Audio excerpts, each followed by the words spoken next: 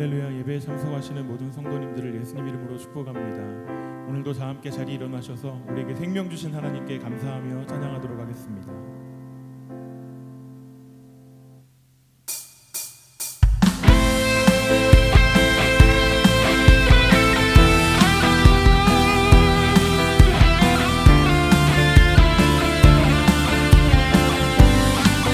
우리 다 함께 손뼉 치면서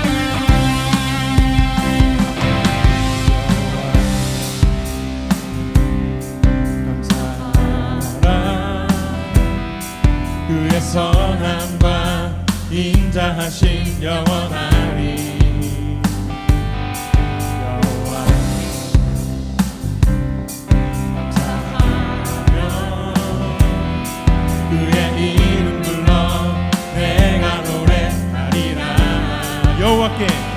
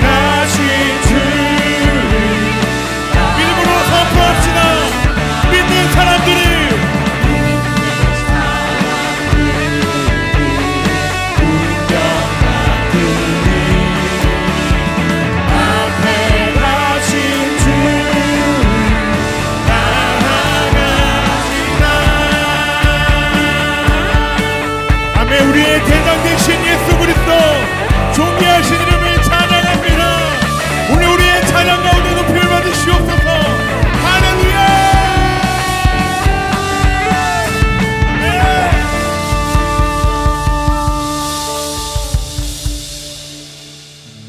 함께 자리에 앉아서 계속해서 찬양하겠습니다.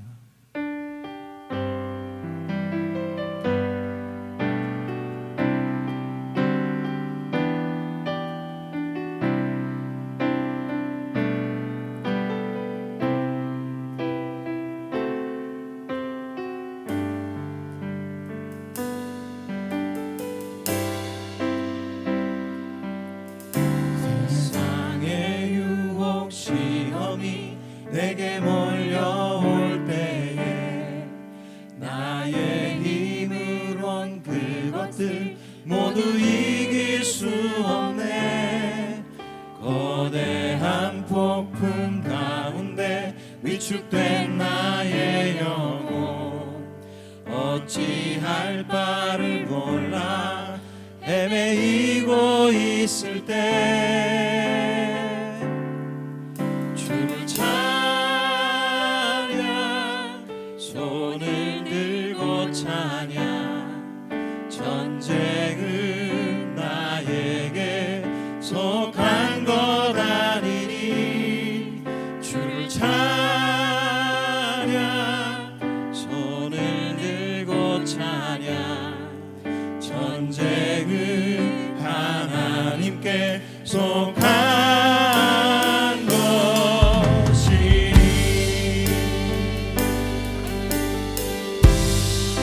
거짓과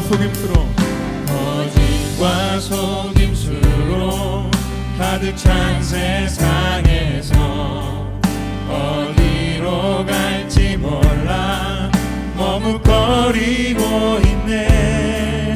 온종의 권세 잡은 자 지금도 우리들을 실패와 절망으로 넘어뜨리려 하네.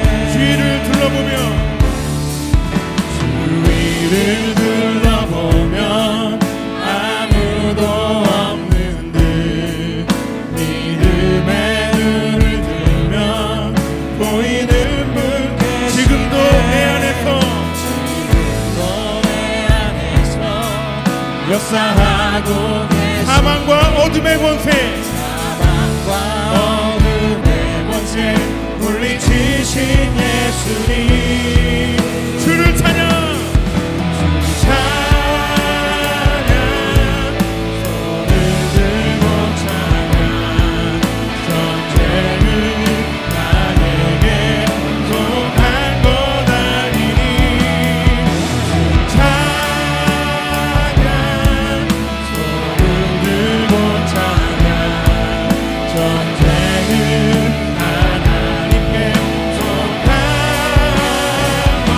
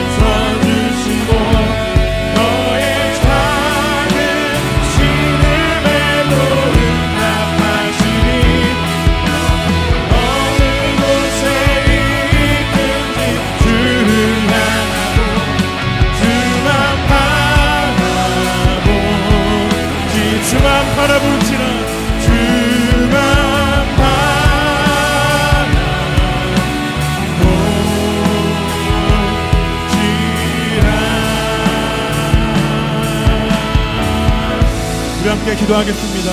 하나님, 우리의 가정과 우리의 순이, 내가 예배하는 이 장소가 하나님을 더 알아가는 장소, 하나님을 더 배워가는 장소가 되게 하여 주시옵소서. 오직 주님만 바라보는 장소가 되게 하여 주옵소서. 우리 주여 한번 크게 부르짖고 동성으로 기도하겠습니다.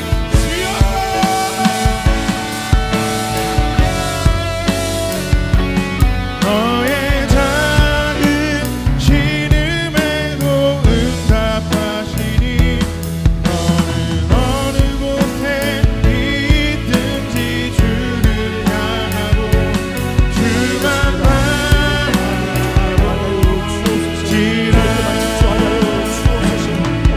꿈에 밝은 빛을 비춰주시고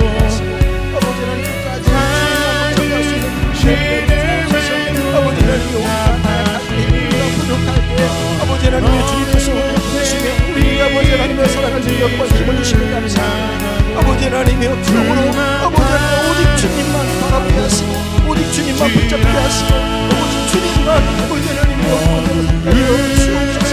아버지 하나님의 은혜가 쓰러질 때마다 주님을 기억하게 하시고 아버지 하나님 힘없어 사랑만 할 때마다 주님만 바라볼 수 있는 은혜를 하여 주옵소서. 아버지 하나님의 나의 모든 기도를 주시는 그 주님의 은혜 아버지 하나님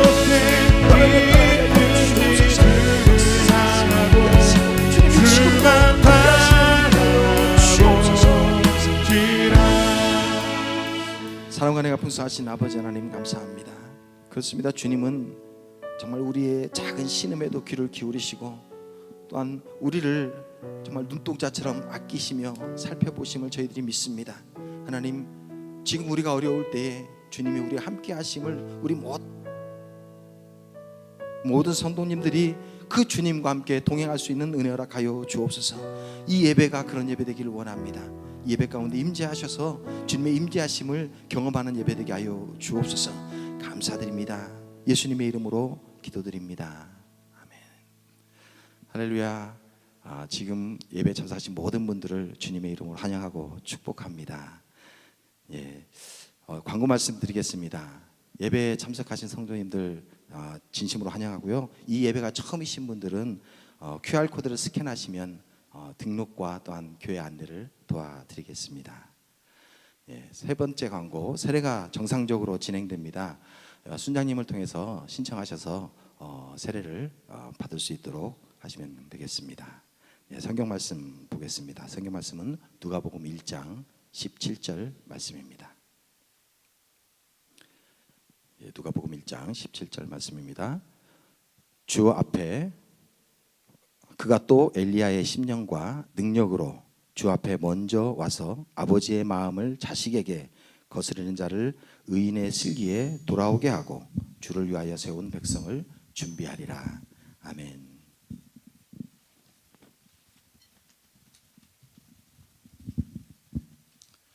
할렐루야.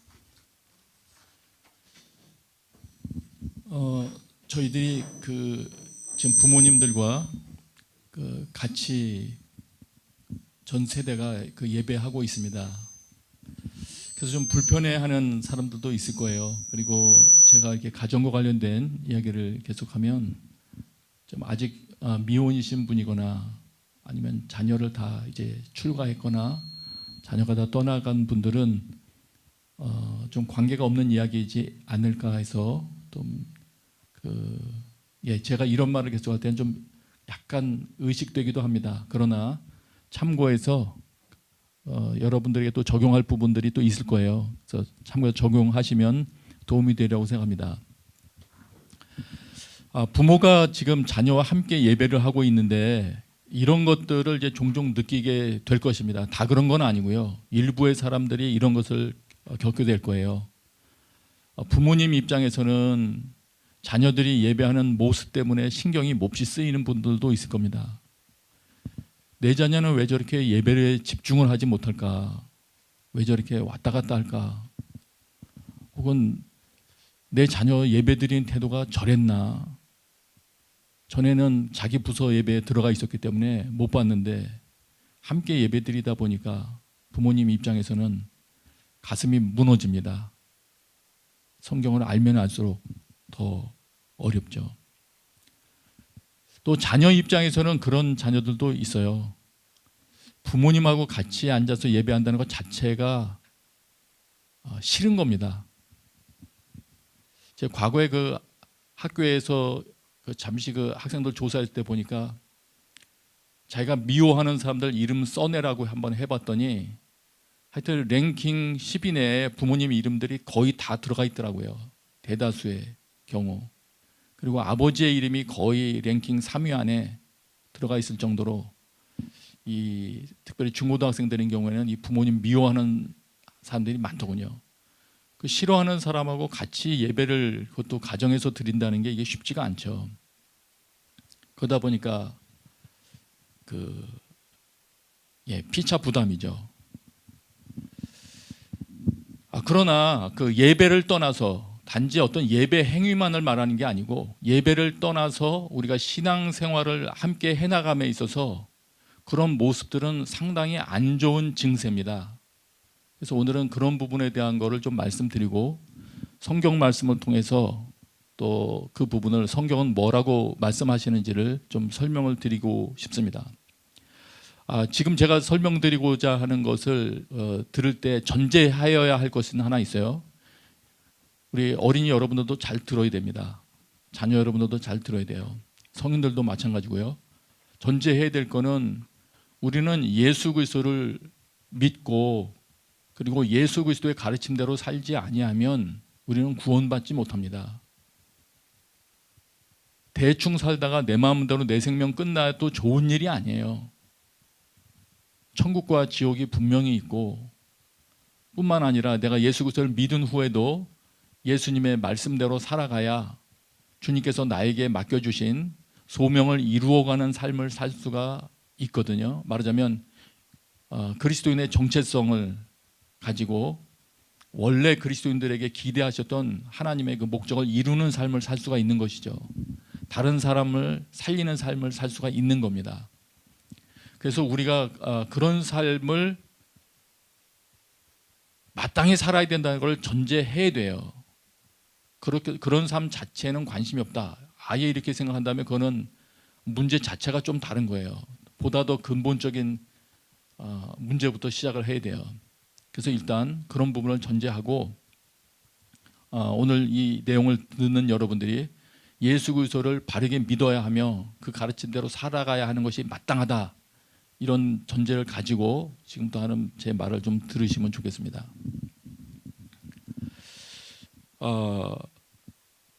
한 가정에 한 가족 구성원이 병에 걸렸을 경우, 가정에 질병이 발생했을 경우도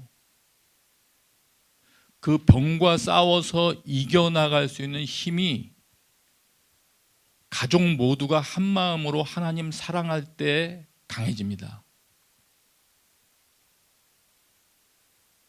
많은 암 환자들도 만나봤어요. 신방도 하고 했는데 가정마다 그 암과 싸우는 태도가 다르더라고요. 제가 정말 존경하며 바라봤던 어떤 장로님은 폐암이셨는데도 아주 의연한 자세로 가족들과 함께 믿음으로 그 과정을 통과해내더라고요. 이거는 뭐 권할 것은 아니지만 그분은 가족과 의사소통을 하겠다는 그런 목적을 가지고 이 몰핀 같은 것도 잘 사용하지 않았어요. 끝까지 가족들과 믿음의 대화를 나누고 싶었던 것이죠. 그런가 하면 직분자였는데도 불구하고 그 병이 생겼을 경우에 온 가족을 참 실망시키는 그런 모습으로 마무리하는 분들도 계셨습니다. 분명합니다. 한 가족 가운데 어떤 아픈 이가 생겼을 때 그 가족 전체가 믿음으로 어떻게 준비되어 있느냐에 따라서 다릅니다. 이겨내는 게 완전히 달라요. 잘못하면 병 때문에 가정이 무너지기도 하고요. 아니면 아무리 중하고 어려운 그런 끔찍한 일을 당했다 할지라도 신앙으로 능히 극복해내는 가정들이 있습니다. 분명히 관계가 있습니다. 또 우리 믿는 자들은 종종 나는 뭐 선교하며 살 거야 아니면 하나님의 일 할 거야 이렇게 말들을 많이 하지만 그런 선교 사역뿐만 아니라 그저 믿음으로 살아가는 것, 말씀대로 살아가는 일상 삶 자체도 가족들이 동일하게 하나님을 사랑하지 않으면 하기 어렵습니다. 아내는 하나님 사랑해서 이렇게 행동하고 싶은데 남편은 개인적인 유익 때문에 그렇게 하고 싶지 않은 경우에, 말씀을 알아도 그렇게 하고 싶은 관심이 전혀 없으면 한 가정이 그런 믿음의 삶 못 삽니다. 가정에 불화 생깁니다. 심지어는 충돌도 생기고요. 어렵습니다. 다시 말씀드립니다마는 온 가족이 아버지로부터 자녀에 이르기까지 같은 마음으로 다른 모든 것보다도 하나님을 더 사랑할 때만 온 가족이 한 마음으로 말씀 지키며 살 수 있습니다. 쉽지 않습니다.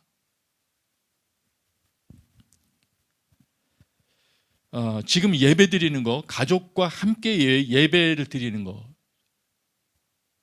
이것도 어려움을 겪는다면 자녀의 이런 모습이 싫고 부모의 이런 모습이 싫고 함께 모였을 때 이런저런 불편한 게 있고,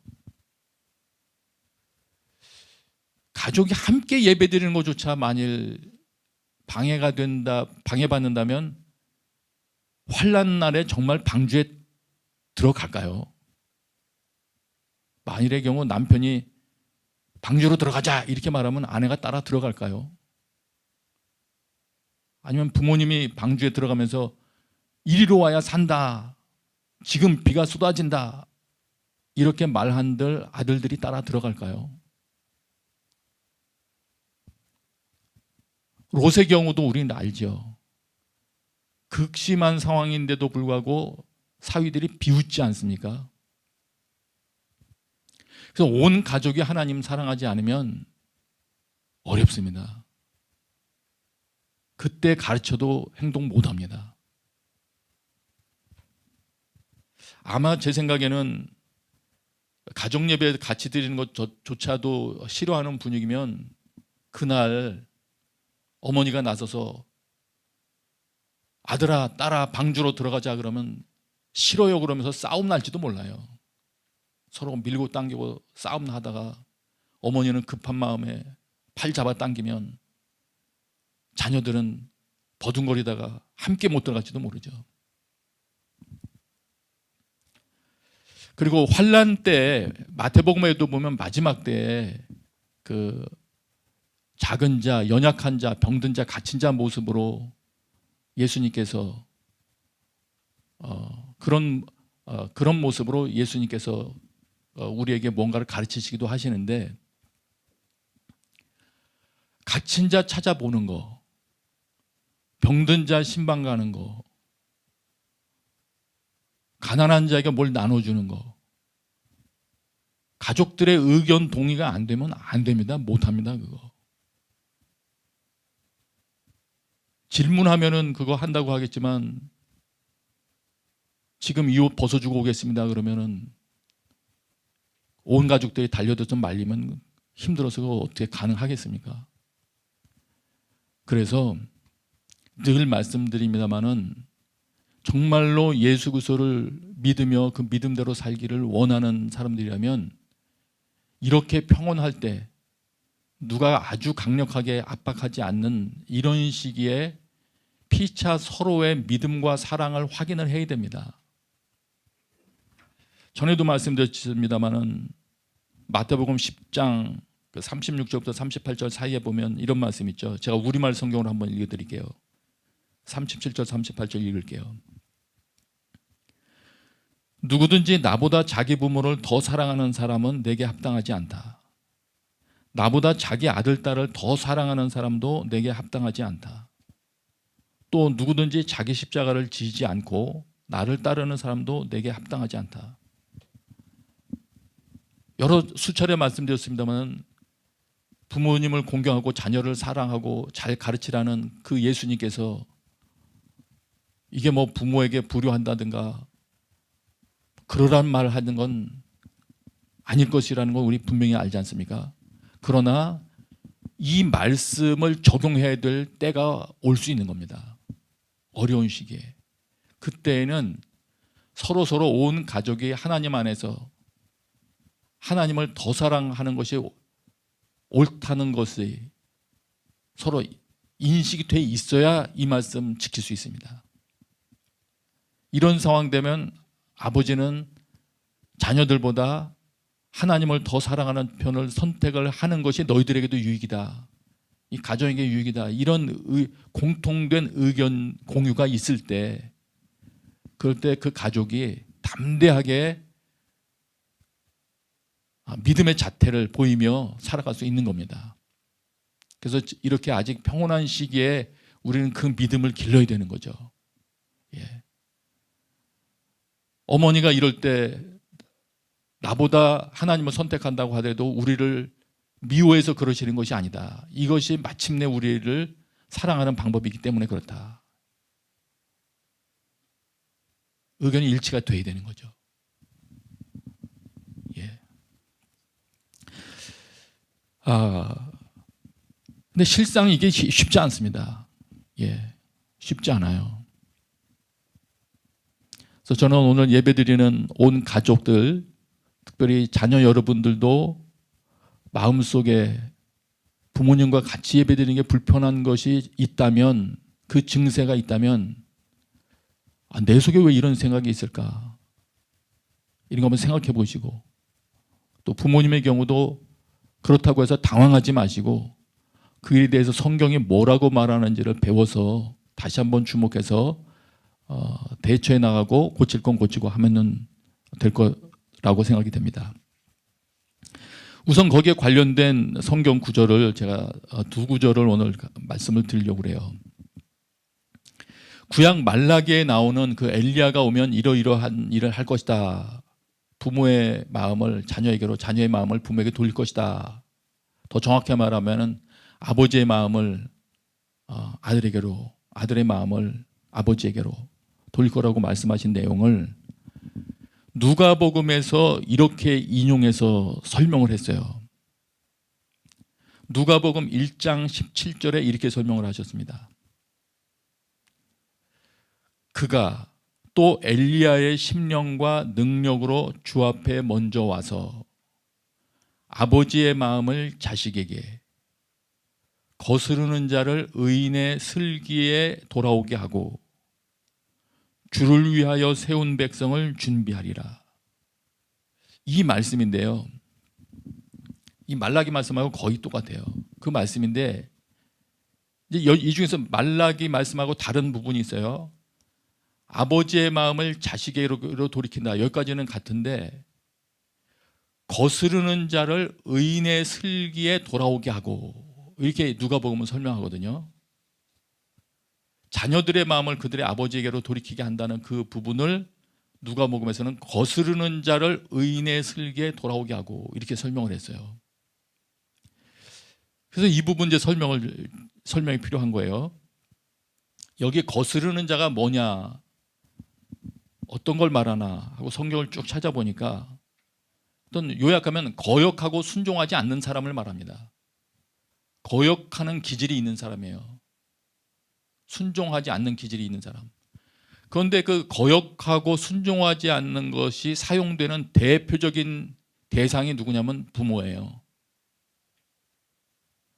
로마서 1장 30절, 디모데후서 3장 2절 등등을 보면은 거기에 하나님께서 죄인들의 모습을 쭉 열고 가시다가 로마서에는 부모를 거역하는 자요, 이 표현이 있고요.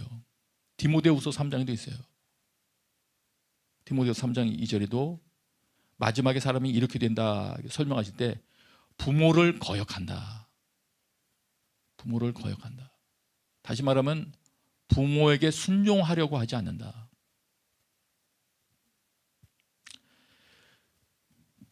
이거는 간단해요. 그러니까 거스르는 자는 어떤 자인가? 그럼 부모에게 거역하는 대표적인 특성을 보이는 자다. 이렇게 우리가 이해하면은 거의 정확한데, 그럼 의인의 슬기에 그들을 돌아오게 한다는 건 무슨 말이냐? 의인의 슬기가 도대체 무슨 말이냐? 여긴 찾아보면은 그 의인의 슬기라고 한 부분, 이 부분이 그 에베소서 1장 8절의 그 분별과 관련된 부분으로 이렇게 번역이 돼 있어요. 우선 그 뜻을 그냥 말씀드리면 의인의 슬기라고 한 이 부분이 그러니까 사고 방식이에요. 사고 방식. 그다음에 어떤 깨달음, 이해력, 뭐 인사이트, 총명 등등으로 번역되는 겁니다. 그러면은 이 거스르는 자를 의인의 슬기에 돌아오게 한다 그러면 어떻게 되냐면은 부모에게 불순종하는 사고방식을 가졌던 자가 어떤 사고방식이 있기 때문에 부모에게 지금 거역할 거예요. 자기가 생각하는 어떤 사고의 그 단계가 있거든요. 그 단계를 거치니까 부모가 미운 건데 그 사고방식 자체를 바꿔준다는 겁니다. 예. 깨달음과 사물을 보고 이해하는 것 자체가 달라진다는 거예요. 그런데 제가 이 부분을 보다가 깜짝 놀랐어요. 왜냐하면 이 의인의 슬기, 이 총명으로 번역된 이 부분은 언제 임하는 것이냐면 그 에베소서 1장 7절부터 9절까지 내용을 다 읽어보니까 이 부분은 한번 제가 읽어볼게요. 에베소서 1장 7절부터 9절까지 한번 읽고 그다음에 한번 다시 설명드릴게요. 우리는 그리스도 안에서 그의 은혜의 풍성함을 따라 그의 피로 말미암아 속량 곧 죄사함을 받았느니라. 예수님 안에서 은혜로 죄 용서를 받았다는 거죠. 그리고 그 다음 단계로 무슨 일이 발생하냐면 이런 일이 발생해요. 이는 그가 모든 지혜와 총명을 우리에게 넘치게 하사. 여기 총명이 아까 그 의인의 슬기라고 번역된 그거예요. 모든 지혜와 총명이 생겨요. 네. 말하자면 이거 순서대로 본다면요, 지금 번역마다 좀 차이가 있어가지고 우리가 이해하기가 쉽지 않은데 그걸 그냥 그 핵심 개념만 본다면 은혜로 예수 그리스도의 피 때문에 구원받은 결과, 죄 용서를 받은 결과 하나님의 은혜 안에서 뭐가 생기느냐 하면은 지혜와 분별력이 생긴다는 거예요. 그러니까 예수 그리스도를 통해서 죄 용서를 받았을 때만 생겨지는 분별력이 따로 있는 거예요. 예수님을 통해서 죄 처리가 안 된 사람은 이해할 수 없는 사고방식이 따로 있는 거예요. 예. 그렇게 됐을 때 어떤 일이 생기냐면 1장 9절은 이렇게 설명해요. 1장 9절은 그 뜻의 비밀을 우리에게 알리신 것이요. 예. 그때 알려주시는 비밀이 따로 있어요. 다시 설명드릴게요. 의인의 슬기, 여기로 그 거역하던 자들을 돌아오게 한다고 그러시는데 의인의 슬기가 어떤 곳이, 그 의인들이 가지고 있는 사고방식은 어떤 때 주어지는 것이냐면 사실 예수 그리스도의 피를 통해서 죄 용서를 받은 결과로 임하는 것이거든요.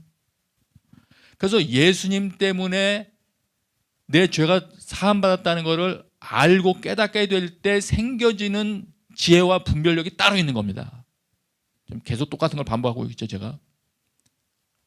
그리고 그 분별력이 있을 때만 알게 되는 비밀이 따로 있는 거예요. 하나님이 알려줄 수 있는 비밀이 따로 있는 거예요. 네. 그래서 보니까 야, 이건 제대로 믿었느냐, 그가 정말 제대로 예수 그리스도의 피를 통해서 구원 받았느냐, 하나님의 은혜를 바르게 알고 있는 거냐 하는 문제하고도 관계가 깊더라고요. 이 문제가. 우선 여기까지를 요약한다면 우리가 마지막 때를 준비하는 태도 중에 하나는, 특별히 자녀 여러분 잘 들으세요. 마지막 때 더 어려운 시기가 다가오기 전에 반드시 여러분 준비해야 되는 태도 중에 하나는 불순종하는 태도를 회개하고 순종하는 태도로 장착하는 일이에요. 네. 그렇게 돼서 우리 사고방식과 사물을 바라보는 프레임 자체가 바뀌어버려야 돼요. 어떤 모습으로 바뀌어야 되냐면 내가 깨닫는 반응이 하나님이 인정하시는 의인들의 반응과 같이 바뀌어버려야 돼요. 놀기 좋아하는 어떤 친구 반응, 그 반응에 따라서 내 사고방식이 움직이거나 연예인들의 사고방식이 내 사고방식이 되는 게 아니고 나의 어떤 우상이 그가 행동하는 방식이 내 사고방식이 되는 게 아니고 예수 그리스도의 피로 인하여 변화된 자들의 사고방식이 내 것이 돼야 돼요. 그럴 때만 하나님이 주실 수 있는 깨달음이 따로 있는 거예요. 이게 준비되어야 됩니다. 이거를 위해서 세례 요한이 등장했어요. 그러면 이거를 말라기하고 연결해서 다시 한번 볼게요. 말라기 4장 5절 6절을 보면 이렇게 되어 있어요. 제가 한번 읽겠습니다. 보라, 여호와의 크고 두려운 날이 이르기 전에 내가 선지자 엘리야를 너희에게 보내리니. 여기도 엘리야 나오죠.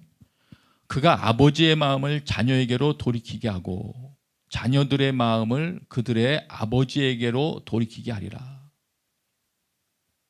자, 아까 말씀드렸죠. 누가복음 1장 17절에 의하면 부모에게 거역하던 자가 죄 용서를 받아서 하나님의 사고방식을 얻게 된 결과가 아버지께로 돌아가는 거예요. 부모에게 순종해야 되겠구나. 부모님으로부터 미워하며 멀어져서 연락 안 하고 있던 사람들이 있습니까? 이거 돌아가야 돼요. 예. 누가복음에 의하면 이렇게 하기 위해서 뭐가 필요합니까? 회개가 필요한 거죠. 회개. 근데 맞아요. 정확해요. 예수님을 믿으려면 뭐가 필요하죠? 회개이죠. 회개. 내가 가는 길 돌이키지 않으면서 예수님을 믿을 수 있는 방법이라는 것은 없어요. 자, 조금 더 설명드릴게요.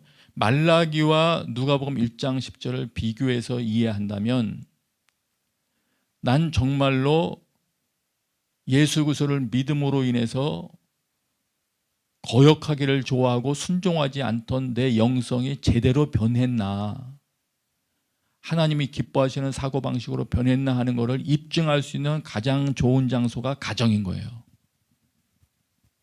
가정에서 부모에게 나는 순종하나 대드나 이거 보면 돼요. 기억해야 돼요. 이렇게 안 하면 어떻게 되냐? 자녀들의 마음이 아버지에게로 돌이키게 되지 않으면 어떤 일이 발생한다고 하냐면 말라기 4장 6절에 보니까 돌이키지 아니하면, 그러니까 그런 일이 발생 아니하면 두렵건대 내가 와서 저주로 그 땅을 칠까 하노라. 마무리가 저주,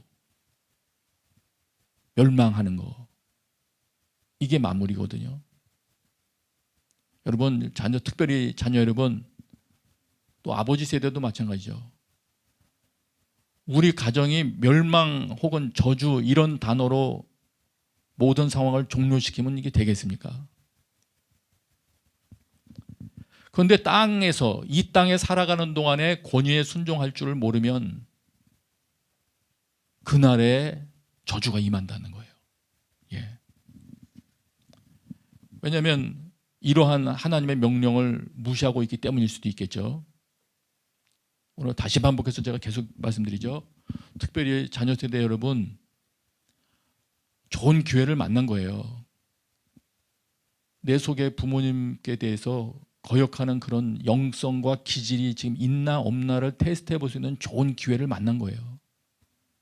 나는 성인들만 보면 싫다. 근데 왜 이러지? 테스트해 볼 수 있는 좋은 기회가 된 거예요. 그러면 여러분의 생애 가운데 합당한 분별력이 임하지 않아요. 예수님의 경우는 하나님의 은혜가 그 위에 있다 그랬는데, 그러니까 결과 예수님이 어떤 삶을 사시느냐? 누가복음 2장 51절에 보니까 예수께서 함께 내려가사 나사렛에 이르러 순종하여 받드시더라. 예수님도 부모에게 순종하는 모습을 보이십니다. 지혜자 예수님이 반응하는 태도가 이렇게 나오는 거예요. 최고의 지혜가 임한 자의 태도입니다. 여기까지 보면, 여기까지 요약하니까 말라기 선지자를 통해서 예언했던 이 일은 결국은 예수 그리스도를 통해서 완성이 된다는 것을 알게 됩니다. 내가 예수 그리스도를 바르게 믿기 시작할 때, 예수님을 바르게 내 주인으로 삼기 시작할 때 말라기 선지자가 예언했던 이 일이 내 삶에 이루어지는구나, 완성이 되는구나, 이거를 우리가 알게 되는 거죠. 그렇기 때문에 우리가 기도해야 돼요. 온 가족이 같이 기도해야 되는 거죠. 하나님, 우리 가족이 정말로 회개하고 죄를 처리하고 예수님을 온전히 주님으로 모셔서 우리 가정 자체가 또 한 마음으로, 아버지의 마음도 말씀으로 돌아와야 되고 자녀의 마음도 말씀으로 돌아와야 되고, 거기서 한 마음을 이루는 거죠. 그렇게 되는 은혜가 있게 해주십시오. 그래서 지극히 환난 때를 만나도 우리 가족은 어떻게 행할 바를 다 똑같은 사고방식으로 알게 해주십시오. 하나님이 인정하시는 의인들의 그 사고방식으로 아빠도 그렇게 생각하고 결정하고, 엄마도 그렇게 생각하고 결정하고, 아들도 딸도 다 그렇게 결정하는 복된 가정 되게 해주십시오. 이 기도가 있어야 되는 겁니다. 여러분, 그런 기도를 하실 용의가 있으시죠? 그러리라고 생각을 합니다. 이게 안 되면 말씀이 그 가운데 거하지 않는, 차이가 나는 세대와 세대 이렇게 존재하는 거기 때문에 그런 공동체 속에서는 말씀이 활동할 수 있는 여지를 잃어버립니다. 하나님의 말씀이 임해도 자녀가 순종하려고 그러면 부모가 막을 수도 있고, 부모가 순종하려고 그러면 자녀가 거부할 수도 있고, 그 가정에서는 하나님의 말씀이 제 위치를 못 찾아요. 기도해야죠. 하나님, 우리 가정 가운데 하나님의 말씀이 가장 소중한 권위 있는 지침으로 자리를 잡게 해주십시오. 네. 이제 마무리할게요.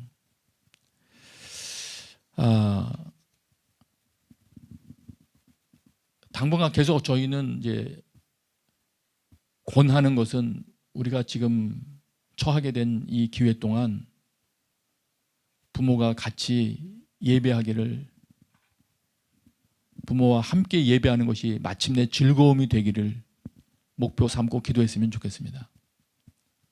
부모와 같이 큐티하고 말씀 나누는 것이 심지어 자녀에게도 기쁨이 된다면 얼마나 좋겠어요. 아주 어린아이 같으면 좀 힘들겠지만 최소한 청소년층으로 올라갈수록 가능하지 않습니까? 그래서 이 가정 가운데 어려움을 발견했다면 이거를 내가 좀 왜 이런가, 이게 아니고, 이거를 알게 해주셨구나, 우리가 복받았다, 이 진단이 됐네, 나의 신앙의 실체가 드러났구나, 내 자녀의 신앙의 약점이 드러났구나, 보호해줘야지 하면서 예수님 앞으로 나아가면 예수님께서 해결해 주실 것입니다. 그리고 혼자 계신 분들, 아직 가족 구성이 안 되신 분들은 이것과 유사한 이런 환경을 좀 의식하면서 자신을 돌아보시면 됩니다. 뭔가 소속되기 부담스러워하는 기질이 있잖아요.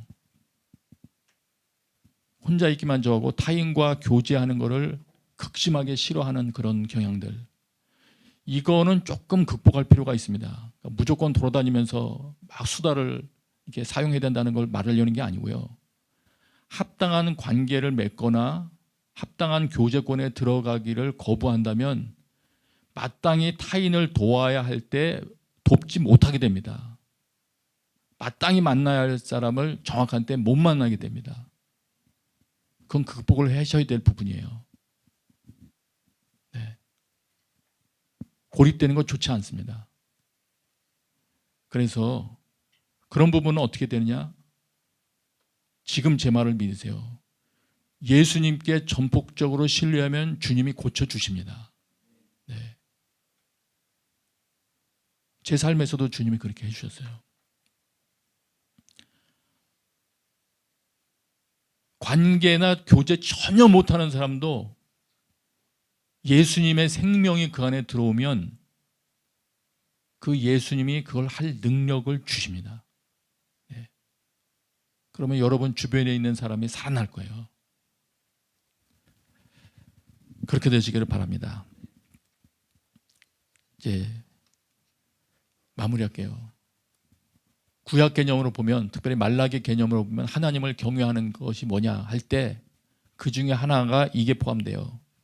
공동체와 가정이 하나된 속에서 하나님 말씀 지켜가는 거. 따로따로 각자 지키는 게 아니고요. 가정이 하나된 상태에서 말씀 지켜나가는 거. 이게 하나님 경외하는 거예요. 공동체면, 그보다 좀 큰 단위 공동체면 공동체가 하나된 속에서 하나님의 말씀 이루어가는 게 하나님을 경외하는 자의 태도예요. 예, 구약의 설명이에요. 말라기의 설명이에요. 예, 말씀 다 드렸습니다. 우리 같이 기도하겠습니다. 누가복음 설명에 의한다면 세례 요한, 엘리야의 영성으로 온 세례 요한이 회개를 외쳤잖아요. 그렇다면 회개하기 시작하면 부모와 자녀가 하나 될 수 있는 길이 열린다고도 우리가 볼 수 있는 거예요. 예. 회개하기 시작하면 예수님이 활동하신다. 부모와 자녀 가운데 하나님이 개입하신다. 그러므로 이 시간에 믿음으로 기도하십시다. 하나님, 우리 가정의 신앙의 모든 약점들이 빛 가운데 드러나게 하시고 예수 그리스도 앞에 온전히 나아가는 것을 통해서 우리 가정이 환난 때에 이겨낼 수 있는 하나된 믿음 가진 가정 되게 하여 주시옵소서. 기도하겠습니다.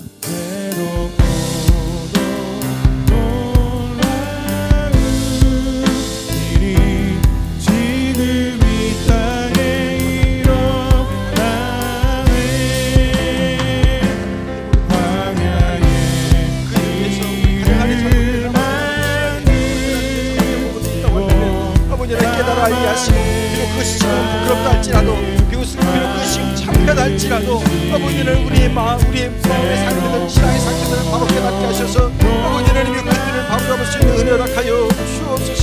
아버지 하나님의 우리 자녀들이, 아버지 하나님의 부모님들이 아버지 하나님의 가장 하나님의 말씀을 최우선으로 두게 하시고, 아버지 하나님의 세상에 어떤 아버지의 조건이나 아버지 하나님이 그 어떤 것도 아버지 하나님의 그 말씀에 권위를 넘지 않도록 아버지 하나님이 우리의 옷 가운데 아버지 구성을 한 영혼들의 마음을 주장하셔서 아버지 하나님의 그 말씀을 중심으로 살아갈 수 있도록 지금 내는 주시기를 원합니다. 아버지 하나님, 우리가 약하고 불격하고 쓰러질 때 아버지 하나님이 우리의 중심이 되는 것이 하나님의 말씀을 주님을 알게 하셔서 오직 아버지 하나님의 그 말씀이 아버지 하나님이 우리를 붙잡을 수 있는 은혜를 하여 주옵소서. 깜빡아 구원하옵는 것은 아버지 하나님의 자녀의 아버지 하나님의 주님께서 붙잡아 주시고, 혹여라도 아버지 하나님의 불순종한 마음이 있는 자들이 있습니까? 아버지 하나님이여, 그들의 마음들이 아버지 하나님이여 변하여 순종의 마음으로 변하게 하여 주옵소서. 아버지 하나님이여, 거스르는 영이 있습니까? 아버지 하나님이여, 그들을 치유하셔서 아버지 하나님이여, 그들의 그 거스르는 영들이 슬기로운 영으로 아버지 바뀔 수 있도록 역사하여 주옵소서. 아버지 하나님이여, 주님만이 아버지 하나님이여 그 일을 가능케 하심을 믿습니다. 주님만이 아버지 하나님이여 우리의 가정들을 아버지 하나님이여 취하실 줄 믿습니다. 아버지 하나님이여, 깨어진 가정이 있습니까? 아버지 하나님이여, 주님께서 주님께로 돌아가셔서 온전케 하시고 아버지 하나님이여, 주위 사람들에게 아버지 하나님이여 하나님을 섬기는 그 온전한 가정의 모습을 보일 수 있도록 주 역사하여 주옵소서. 그 모든 일이 아버지 하나님이여 주님을 아버지 하나님이여 주님의 모습을 가능하다고 말씀하십니다. 아버지 하나님이여 함께 하셔서 오직 아버지 하나님의 주님만이 우리의 주인 되어 주옵소서. 감사합니다. 함께 하소서. 한 가지 제목을 놓고 더 기도하기를 원합니다. 우리의 자녀들이 정말 하나님의 지혜를 사모하기를 원합니다. 세상의 그 어떤 지혜보다 하나님의 말씀을 사모하기를 원합니다. 하나님, 우리 자녀들에게 말씀을 사모할 수 있는 영을 허락하여 주옵소서. 그 말씀이 그들을 살려가는 것을 그들이 체험케 하여 주옵소서라고 우리 시간 주여 한번 외쳐 기도하겠습니다. 주여! 아버지 하나님, 아버지 하나님 믿습니다. 아버지 하나님이여, 우리의 자녀들의 영을 살리는 것을 말씀하기 없을 원합니다. 아버지 하나님, 우리 자녀들이 그 하나님의 말씀을 사모할 수 있는 은혜를 하여 주옵소서. 세상에 아버지 하나님의 재미있는 것들이 많습니다. 아버지 하나님, 세상에 관심을 가질 수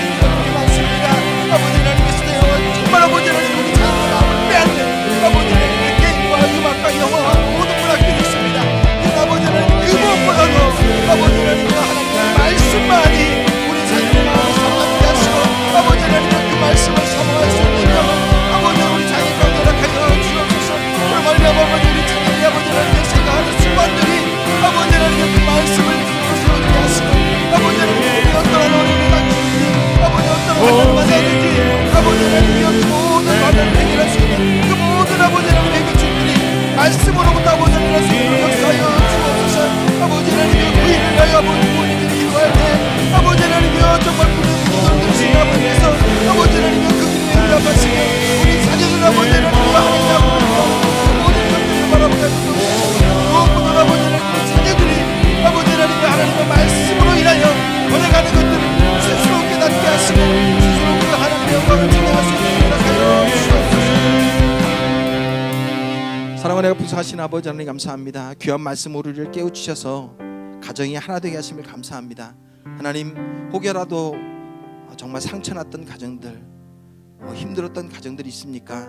아버지 하나님 찾아가 주셔서 그 가정들이 하나님의 말씀으로 하나 되는 역사 이루어 주옵소서. 그 가정을 통하여 하나님께서 이루실 그 놀라운 일들을 저희들로 보게 하여 주옵소서. 감사드립니다. 예수님의 이름으로 기도드립니다. 아멘. 우리 다 함께 일어나셔서 찬양하며 주님 앞에 봉헌예물 드리겠습니다.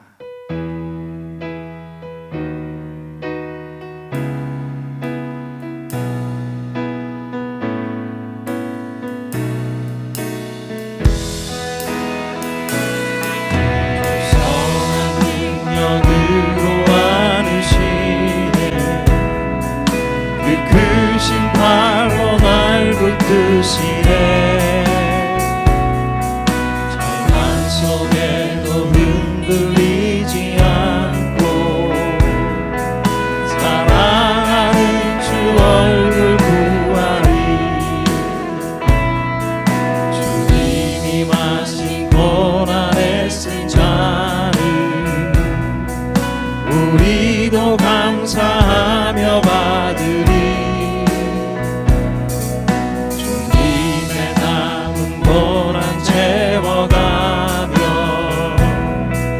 예수와 복음 위에 살리라. 선한 능력으로 일어서리. 주만 의지하리. 믿음으로 우리 고대하네 주 오실 그날 영광의 새날을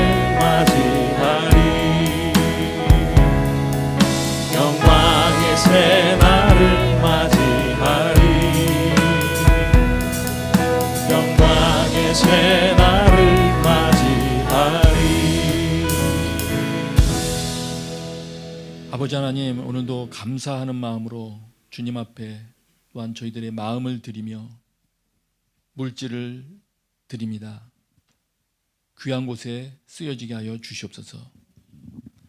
이제는 우리 주 예수 그리스도의 은혜와 하나님 아버지의 크신 사랑과 성령님의 교통하심이 모여 예배 드리는 모든 처소에 거하는 사람들 머리 위에 지금부터 영원까지 함께 계시기를 간절히 축원하옵나이다.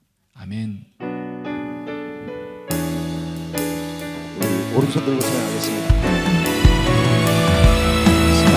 살아계신 주 나의 참된 소망 어떤 듯이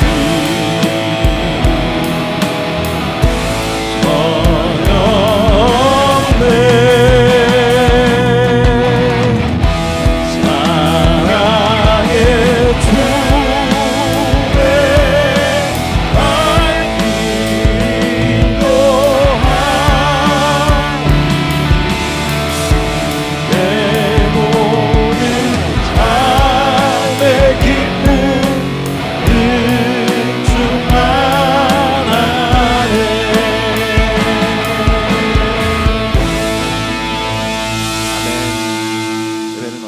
모두 마쳤습니다. 한 주간 동안 여러분 하나님의 말씀으로 돌아가서 가족이 하나 되는 귀한 역사 이루시는 한 주 되길 바랍니다. 감사합니다.